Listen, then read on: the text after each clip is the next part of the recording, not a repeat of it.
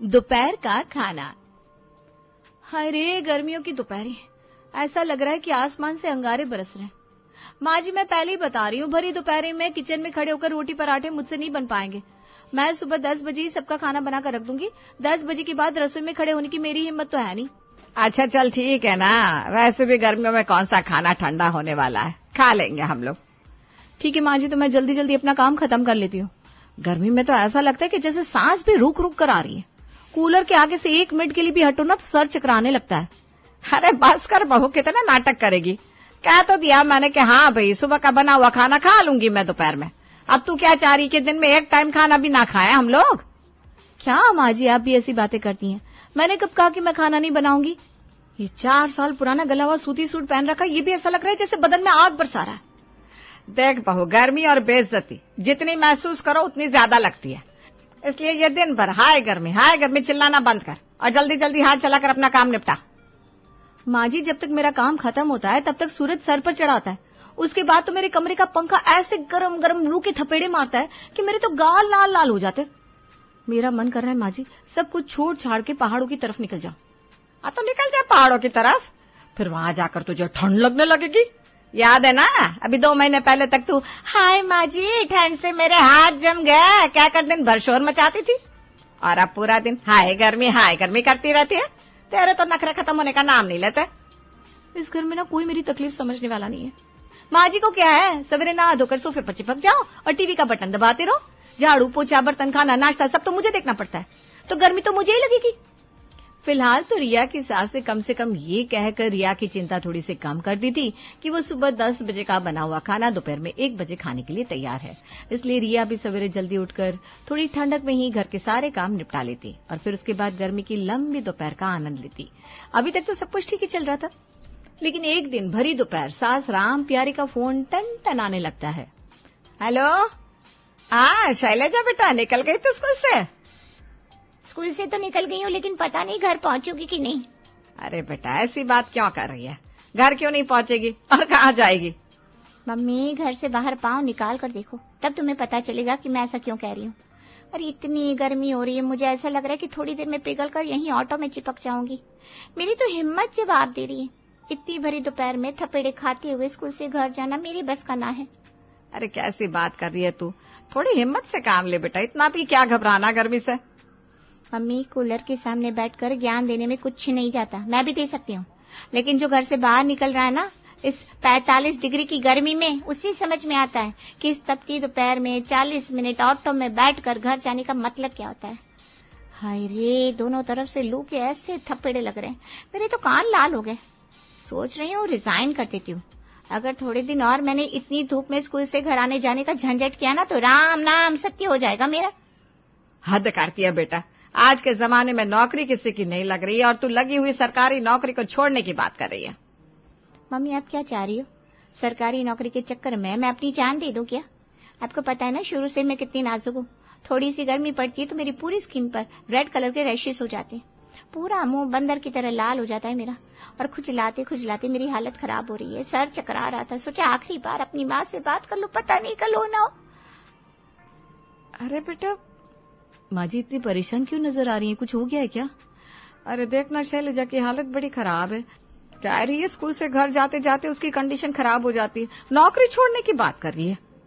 अब बेटा, मैं ना तेरी परेशानी का एक हल जानती हूँ। तो ऐसा कर, तेरा स्कूल हमारे घर से तो 5 मिनट की दूरी पर है, तो दोपहर में स्कूल से निकलने के बाद यहाँ आ जाया कर, पूरा दिन यहाँ पर बिता, और जब धूप हल्की हो जाए ना तब अपने घर चली जाया कर।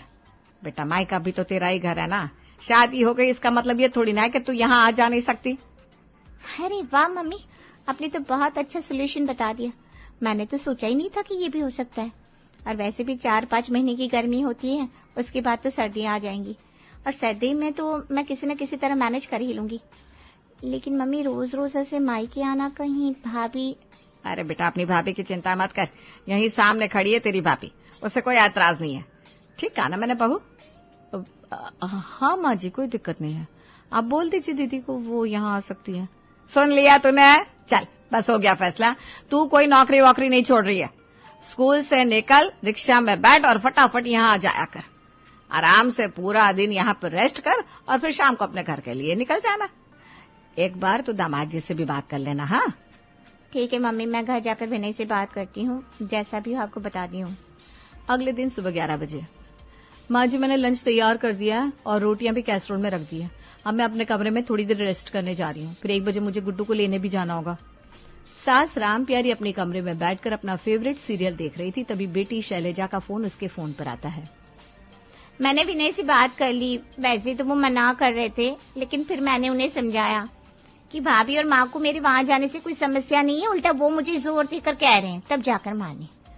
अब आजकल ना 12:30 बजे छुट्टी हो जाती है, तो मैं 1 बजे तक घर पहुंच जाऊंगी, और छुट्टी थोड़ी जल्दी हो जाती है, तो आजकल मैं लंच बॉक्स भी लेकर नहीं आ रही हूँ। सोच रही थी घर पर आकर ही खाना खा लूंगी।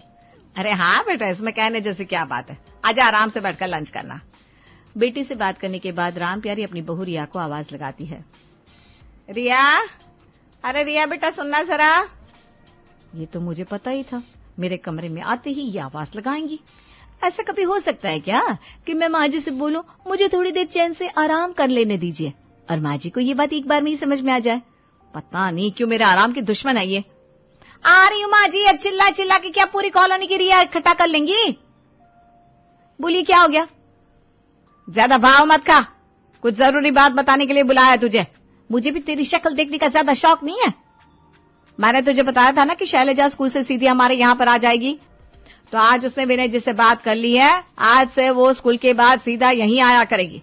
12:30 बजे उसके स्कूल की छुट्टी होगी और बच्चों को पेरेंट्स को हैंड ओवर करने के बाद 1 बजे तक यहाँ हर हाल में पहुंच जाएगी। बस उसी के हिसाब से तैयारी कर लेना। हाँ भाई, उनकी बेटी के लिए तो गर्मी हो रही है और हमारे लिए तो यहाँ पर बर्फ गिर रही है ना, जो हम अब उनके स्वागत सत्कार में फूल से जाएंगे। और ये तो आने तो मैंने तो टिंडे बनाए, चुपचाप बैठकर खाएगी टिंडे। सास की बात सुनकर रिया मुंह टेढ़ा करते हुए अपने कमरे में चली जाती है। 1 घंटे बाद रिया को दरवाजा पीटने की आवाज सुनाई देती है। रिया जाकर दरवाजा खोलती है तो सामने उसे ननद शैलजा खड़ी हुई नजर आती है।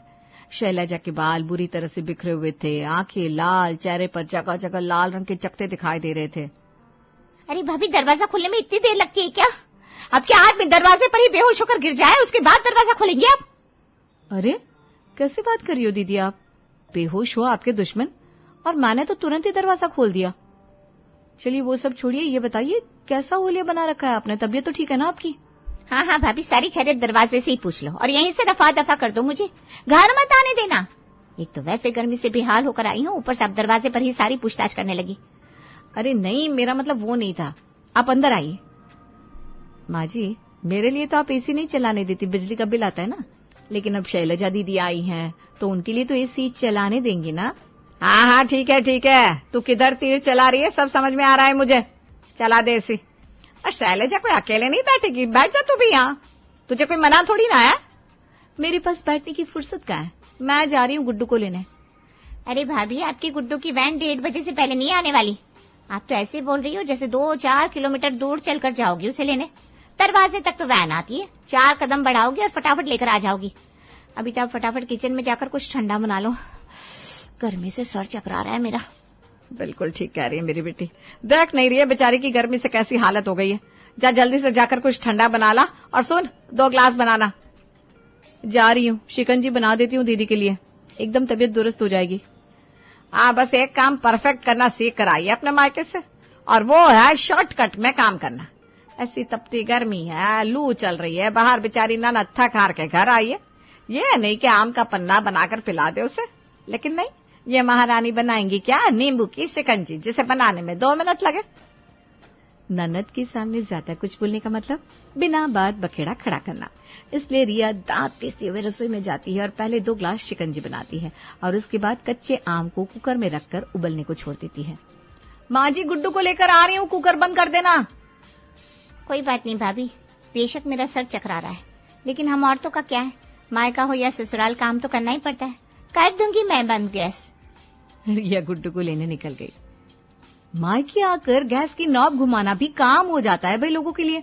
अरे हम है सस्ते मजदूर, सुबह से लेकर रात तक सबकी नौकरी बजाते हैं, लेकिन उसके बाद भी मजाल है जो कोई हमारे लिए काम को कह दे। गुड्डू को लेकर रिया घर आती है और सोफे पर बैठकर हाय गर्मी चिल्लाने लगती है। देखा, लगी ना तुझे भी गर्मी, इसीलिए मैंने कहा था पन्ना बना ले। चल ज्यादा टाइम वेस्ट मत कर, फटाफट किचन में जाकर आम का पन्ना बना ला। एक गिलास तू भी पी लेना, तेरी गर्मी भी दूर हो जाएगी। ये सही है भाई, बेटी धूप से आई है तो उसकी 4 लोग मिलकर खातिरदारी करें, और बहू धूप से आई है तो उसे 5 मिनट ठंडी हवा खाने का मौका तक नहीं मिल रहा। बहुओं के शरीर तो लोहे के बने होते हैं ना, फूलों से नाजुक तो बेटियां होती है। ननद का आम का पन्ना बनाने के बाद अभी रिया गुड्डू को खाना खिला रही थी कि एक बार फिर से ननद की आवाज सुनाई देती है। अरे भाभी, ये क्या टिंडा खिला रही हो आप गुड्डू को? मैं बता रही हूँ मम्मी, ये टिंडा विंडा मैं नहीं खाने वाली, आप मेरे लिए कोफ्ते बनवा दो। दीदी अब खाना तो बन चुका है, आपको लौकी के कोफ्ते खाने थे तो सुबह फोन करके बता देती। अब इतनी गर्मी में मैं फिर से खाना नहीं बना पाऊंगी। बहू, ये क्या तरीका होता है? एक ही ननद है तुम्हारी और घर आए मेहमान से इस तरह से कौन बात करता है? अगर मेरी बेटी का मन है लौकी के कोफ्ते खाने का तो तू बनाकर खिला नहीं सकती? ऐसे कौन से हाथी घोड़े मांग लिए उसने? लौकी का कोफ्ता तो बस कहने की बात थी। एक बार जो रिया रसोई में गई उसके बाद तो शैलजा की फरमाइश खत्म होने का नाम ही नहीं ले रही थी। आम की चटनी, दही का रायता, लौकी के कोफ्ते और सुबह 10 बजे की बनी हुई रोटी नहीं, गरम गरम गैस से उतरे हुए फुलके खाने के बाद 3 बजे ही शैलजा ने डकार ली। मम्मी, अब थोड़ा आराम कर लेती हूँ, आपको पता है ना पूरा दिन मेहनत करके आई हूँ। हाँ बेटा, आराम कर ले, इतनी मेहनत करती है मेरी बच्ची। सुबह उठ के घर के काम निपटा के आती है, फिर स्कूल पढ़ाने जाती है और फिर काम। कभी औरतों की जान काम छोड़ता है क्या? यहाँ से जाकर भी तो घर के काम निपटाएगी बच्ची। खाना पीना खाने के बाद एक तरफ शैलजा खर्राटे भर कर नींद पूरी कर रही थी, वहीं बहू रिया रसोई में बर्तन घिसने लगती है। बर्तन साफ करने के बाद रिया चिंटू के कमरे में आती है तो चिंटू नींद से जाग चुका था। रिया चिंटू का होमवर्क कराती है और फिर घड़ी को देखती है तो 5 बज चुके थे। रिया, बड़े लंबे दिन हो गए भाई, दिन तो काटे नहीं काट रहा। आराम भी कर लिया होगा तूने भी, अब ऐसा कर 1 कप चाय पिला दे। आराम का नाम सुनकर रिया का पारा 7वें आसमान पर पहुंच गया था, लेकिन फिर भी ये तो रोज की बात थी।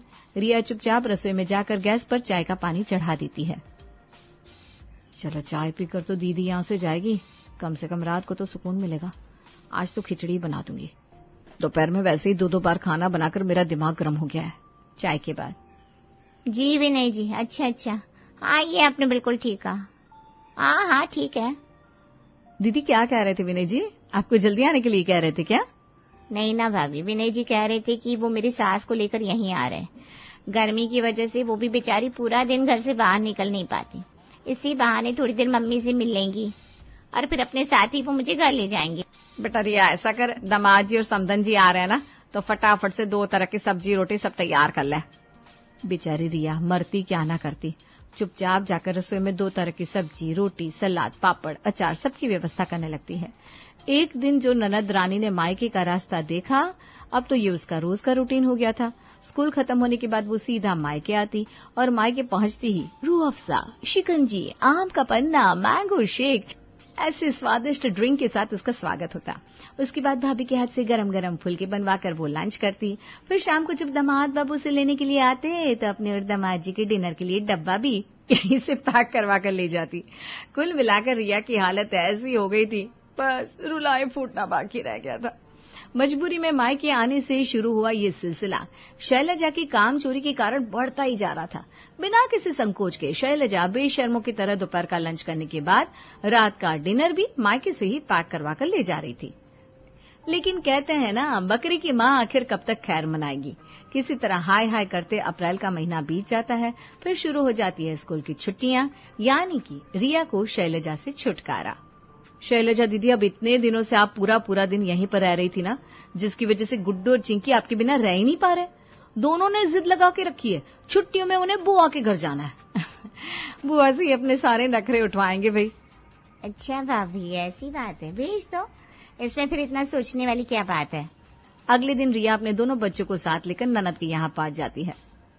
अरे दीदी, अभी ये छोटे छोटे हैं ना बच्चे हैं, मम्मी के बिना कहाँ रह पाएंगे, इसलिए बच्चों के साथ मैं भी आपके यहाँ रहने आ गई। और फिर मैं यहाँ आ जाऊंगी ना तो बेचारी माँ जी को खाना बनाकर कौन खिलाएगा, यही सोचकर मैं माँ जी को भी अपने साथ ले आई। इसी बहाने आपको भी माँ जी की सेवा करने का मौका मिल रहा है। अब इस मौके को हाथ से मत जाने दीजिएगा आप। कामचोर शैलजा अब भाभी रिया की बातों की जाल में बुरी तरह फंस चुकी थी। शैलजा दीदी, ऐसा करो ना, बड़ी गर्मी हो रही है, पहले तो आप एसी ऑन कर लो और फिर कोल्ड कॉफी बना लाओ। क्यों बच्चों? बिल्कुल ठीक कहा मम्मा आपने। अबुआ जब आप हमारे घर आए थे तो आप रोज मम्मा से मैंगो शेक बनवाते थे। हमें ना वो मैंगो शेक बहुत पसंद आता था। आप ऐसा करो, हमारे लिए वही वाला मैंगो शेक बना लो। अच्छा ठीक है बेटा, अभी बना कर लाती हूँ। बुआ, मैंगो शेक के बाद मुझे आपके हाथ के स्पेशल छोले भटूरे खाने हैं। दीदी आप ऐसा करना, बच्चों के लिए भटूरे बना दो और माँ जी के लिए थोड़ा सा पुलाव, थोड़ा हल्का हो जाएगा ना। ठीक है भाभी, आप चिंता मत करो, बना देती हूँ। 2 घंटे बाद। माँ जी आप बिल्कुल ठीक कहती थी, गर्मियों के दिन तो बहुत लंबे होते हैं। अभी 2 घंटे पहले खाना खाया था, लेकिन ऐसा लग रहा है जैसे 5 घंटे से कुछ खाया ही नहीं है।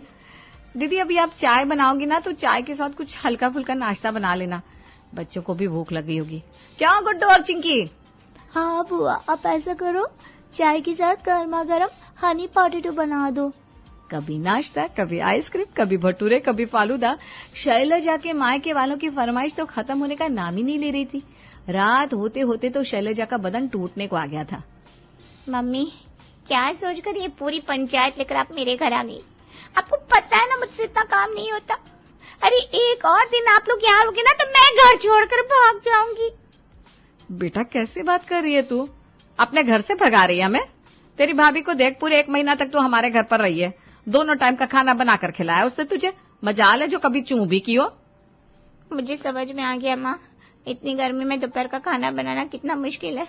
ऊपर से ऐसे में कोई बिन बुलाया मेहमान सर पर आकर बैठ जाए तो क्या हालत होती है। मैं अपनी गलती मानती हूँ। अभी फिलहाल आप सबको लेकर जाओ, मैं भी स्कूल खुलने के बाद अपना इंतजाम कर लूंगी। भाभी से बोलना चिंता करने की जरूरत नहीं है, अब मैं रोज रोज मायके नहीं आऊंगी।